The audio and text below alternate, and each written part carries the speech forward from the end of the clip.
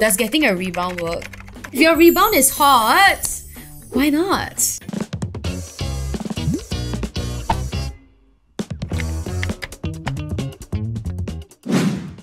Hey guys! Welcome back to another episode of Big Sis, where I give unsolicited and unfiltered advice. So today, we're with someone that I've known for a long time, and her name is Iman Fandi.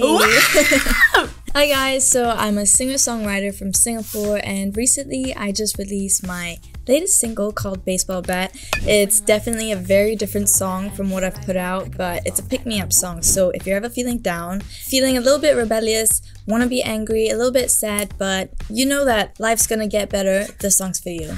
It's actually my favorite song of hers. Is it? Yeah. Because it's like very catchy and upbeat. Oh, thanks. You're welcome. Okay, so today we're gonna be talking about breakups. I mean, I've got my fair share of experiences. I've been dumped quite a few times in the past few years, so I can share how to move on and slay. What about you?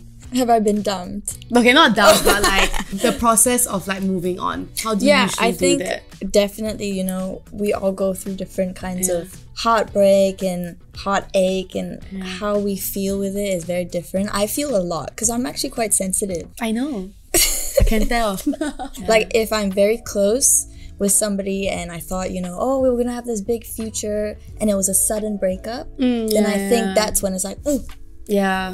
I think that hurts the worst because it's like super unresolved. Yeah. So that's why people always say like situationships hurt more than like a long-term breakup. But I would say both hurt bad, not just either one, because I've been through both. My last relationship was about like 2 years ago, so that took me a really long time to move on. I think because it was like a really like significant relationship that happened when I was living in London. So coming back, there was a lot of like readjustments and kind of like what you said, like like we envisioned like a future together as well. So it has to kind of like discovering yourself again, like post-breakup was like, I would say life-changing, but I've become a better person. So I think it's like healthy in the long term. How long did it take you to kind of like get over that? I thought it took me like 6 months, but actually I think about like 1 year plus for a 2-year relationship. But we did live together. Yeah. So it was like a very deep relationship. Okay. Mine was around the same time, like around 2 years ago. It was a 1.5 year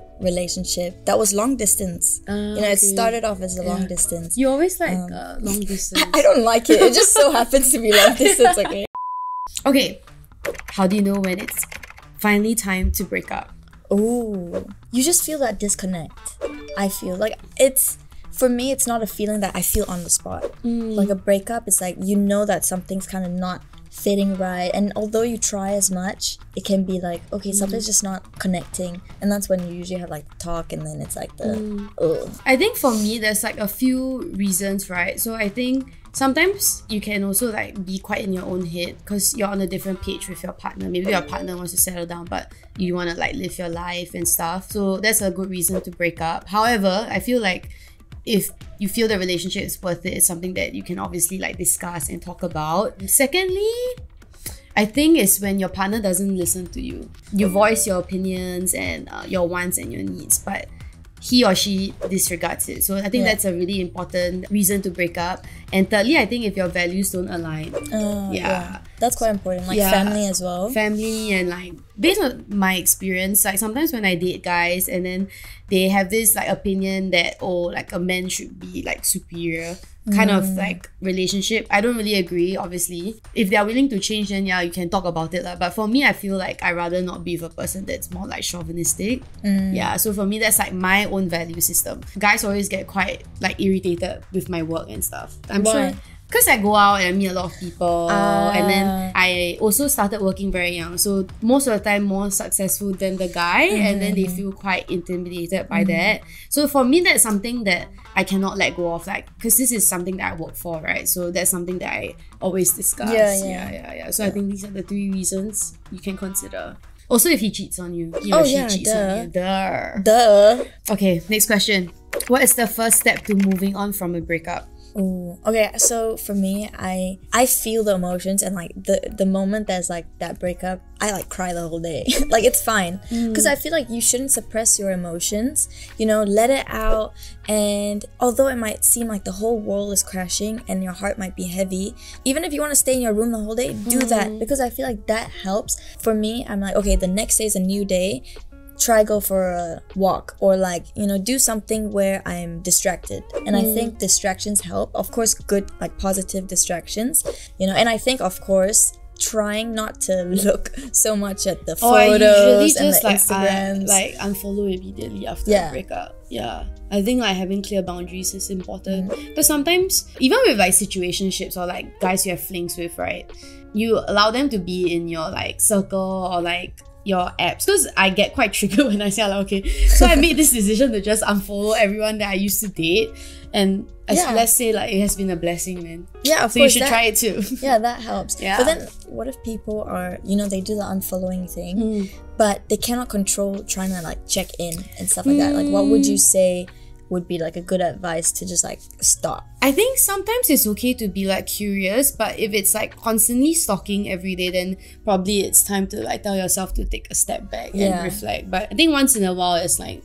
you shouldn't beat yourself up about it. I think it's only human. But I think what you said was really true. Like you have to just like feel your feelings. Like for me, I'm like the complete opposite. I love to like suppress my feelings, so I like really suppress them and like be super productive, go exercise. But now that I'm older and I learn how to process my feelings better, I usually just hang out with my girlfriends. Yeah, they really are help. like the forever by your side kind. And especially like, the friends that are like super funny. Yeah, they always just like uplift you and stuff like that. I think it's important to heal before you also move on onto the next like relationship, because you don't want to be bringing your past feelings and concerns into the next relationship. And of course, everybody has like some sort of baggage, and that's okay. But the feelings that you had, you don't want to put it onto like, you know, you don't want to have that like resentment or anything like that onto the next person that you're trying to see. Oh, should I meet him for closure? Oh yeah, I think so. Depends on what you mean by closure. Yeah, no, but you also don't want to get breakup sex is amazing.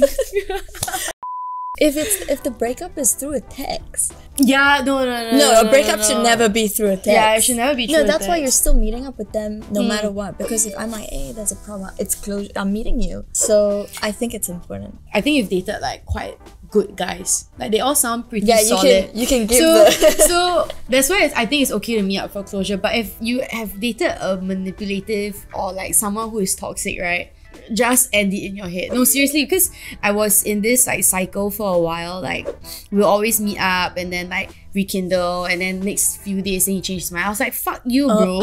Like fuck your fucking stupid fucking face. Like seriously. Okay, you ask yourself, you touch your heart deep down. Is he gonna change his mind? And the answer is no, then I think don't meet him. Obviously, like, end things on a good note if you can, but if you feel that it's gonna like not end in the best way possible, then no, you're gonna be stuck in this and it's gonna be hell. I don't believe in ghosting because I feel like it leaves things very like uncertain. I hate ghosting. Yeah, I hate ghosting. I think it's just super rude. I'm the type rude. that will wait like at the phone. It's super rude. It's super rude. And I feel like if a guy does ghost you, then it's also don't reach out. It's the action has really said what he wants. Yeah, you must learn to accept rejection as a girl, because I feel like girls face it less compared to men. Oh, does getting a rebound work? I did have a rebound. Long term, no. But short term, just allow yourself to have fun. When I broke up with my ex, I did have like a rebound like a couple of months later. I think it's just to like tide through the loneliness, but I was younger then and I didn't really know how to like feel my feelings, because I didn't want to like fall into like depression. So I was just get a guy to like buffer and he knew he was a rebound. He did say. Oh, he knew? Yeah. It was that obvious? To him I didn't know. But I would say I don't regret not having a rebound, because I think like when you're single you should just like do whatever floats your boat. Yeah, and do what makes you able to, you know, move on and just like be happy for that moment or whatever. Yeah, sometimes you just want to disconnect, because I think healing is also like very tiring. Sometimes it's okay to just like be a bit toxic, which is fine. You can't always like be right all the time. And if your rebound is hot, why not? If he's That is a great quote. yeah, right. Why not? It's like he's so sexy. Or like you can have eye candy. Yeah, it eye doesn't candy. also have to be like a rebound. A guy that just like gives you attention, like When not you a- need it. not a sim, but like you know he likes you, but you're not like ready, but he can give you support. I'm sorry to all the men that are watching this. Like, I'm sorry, girls sometimes do that. Like they have like guys for emotional support, but they have no interest in dating you. So you also need to realize what the intentions of the girls are. How do I know I'm ready for a new relationship? Ooh. I feel like if you're using the new relationship to escape your problems, then you're probably not ready for a new relationship. So I think if you're feeling a sense of calm and peace with your life, calm doesn't imply that you have no problems. It just implies that you're okay with the problems you have. Yeah. And I think that person that is entering your life should also meet your expectations. So sometimes what you need is not what you want. So you also have to like gauge what do you exactly need in your relationship right now. Because sometimes a lot of people date because they just don't want to be lonely. Yeah. Which is like a common problem. I mean, I'm also a victim of that. When you truly accept that like being single is not lonely, that's I think when you're ready to like date. So you don't become overly attached. Yeah. Yeah. And independent on like that person to make you feel good and make you happy and things like that. Yeah. Because I think sometimes you can forget that that person is not meant to make you feel happy and great and everything. They're supposed to be there as your partner and to support you. I think happiness always comes from like within, and that is the healing process, the closure and things like that. That's so true. I agree. Very healing this episode. Is it normal that I physically feel pain from heartbreak? Yeah, it's very normal. Yeah, especially like for me, I get like I feel so much I feel a lot of chest pain. Yeah, chest pain. Sometimes like, I don't know, headache, I guess. A little bit. like if you cry too much, I get it. But I feel like trauma shows up differently for different people. So sometimes you feel it like in your chest or like near your heart. Yeah, and some people maybe even like, lose appetite. So it really depends. Oh my god, skinny. I lost a lot of weight. Then I was like, wow, glow up. But obviously it's not healthy. Yeah, it's like I really just didn't have any appetite to eat. Yeah. And it happens all, I mean, everybody's like, trauma and pain is like different, like you said. So I think it is normal. It's normal. Just allow yourself to feel it. Oh, is it normal to still be sad 1 year after the breakup? It's very normal actually, because I like went to therapy and then like I brought up the conversation of my ex, and then I teared up a bit, and then I was like, fuck, it's been so long and I still like get hurt by it. And then my therapist was like, it's very normal if you have a very deep relationship. So I think it's just like allowing yourself to like process that. And sometimes also in a relationship, if you're the one that's feeling more, and you feel like you were more invested in it, the more hurt that you'll be compared to that other person. So moving on can take like a little bit more time. And take as much time as you need to fully, heal properly and things like that. Sometimes unconsciously, like you think you're fine, but talking about it, like you say with your therapist, it can spark up emotions and memories, and that can be like the trigger of like being sad again. I also feel like being in Singapore, it's like, because such a small space, so if you're like a sentimental person, things like trigger you easily because like different like places you'll go together, or like bumping into their friends and stuff like that. I feel like it's like a bit of both, so it's never really like you sad and then like happy. You can be happy and sad at the same time. This sounds like a bit like heebie-jeebie, but in that year of like healing, there are also moments that you're happy for yourself that you guys broke up, right? If you don't feel like that at all, then it's maybe time to like sit down and reflect on the reasons why you broke up, because sometimes people always yearn to get back together. When I was like going through my breakup, like my friend was like, you just need to write down like 5 reasons, and then like you remember those 5 reasons. So sometimes when you feel like getting back together or reaching out, like you remember that these are the 5 reasons why it didn't work. It kind of helps you like create some like boundaries within your own space, because sometimes people like go for people that are not emotionally like ready for you, so you keep like reaching out, so it's like going to cause you to be in this like loop. So it's okay to be not okay. It's okay not to be okay. Yes, English. It's okay not to be okay. Oh my god, I love this question.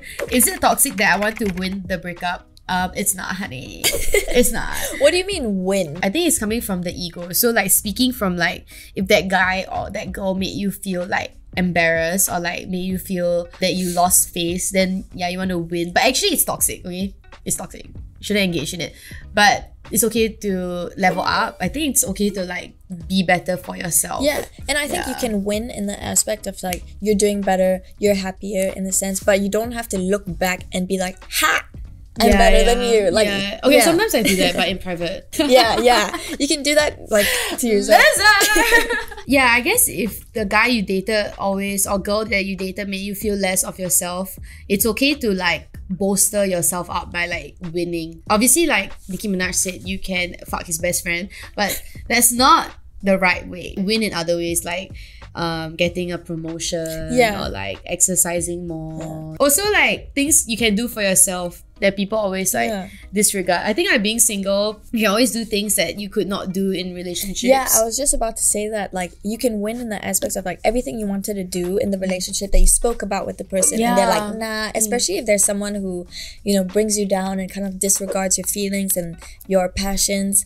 And after the breakup, if you're doing everything you told them, that's kind of winning. You're like, see, I did make it to this and that. I did get to travel, and there you go. There are no more questions. However, one final advice. Do you have anything to say?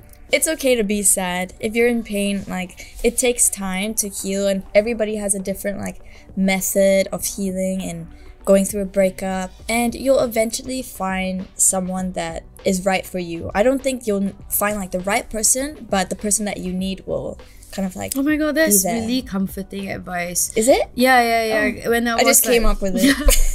I'm gonna like add on that, like when you're feeling in like your depths of loneliness, right? Like you're like, oh my god, I'm gonna be like single forever. I thought the world was gonna like crash on me and I wouldn't find anybody, but in the healing process you'll discover that like I'm fine on my own, like it's okay. Like, and sometimes people leave for a reason, you know, so like a better person can enter. So it's like door closed, like another door opens kind of mindset. I guess it's also, I guess most people will be busy like 9 to 5, right? So jiayo if you're going through a heartbreak and you still have to report to work. Oh yeah. Yeah. Just take the time you need for yourself. Sometimes it's okay just to be alone and like feel your feels for like a while and not see anyone. Yeah, take the weekend off, like for yourself. Yeah. Like holiday. be okay to say no. Yeah, definitely. Okay, thanks for watching. If you stayed till the end, you're a G. And much thanks to my darling sister. Yeah, Iman. it was super fun. Thanks so much for having me. I hope you guys, you know, got some tips and tricks and advice that were from us. So we've come to the end. If you guys have any more questions or topics that you'd like us to discuss, you can comment down below, DM me or ZULA. Yes, and please don't forget to like, share, and subscribe. Yeah, bye. Sorry.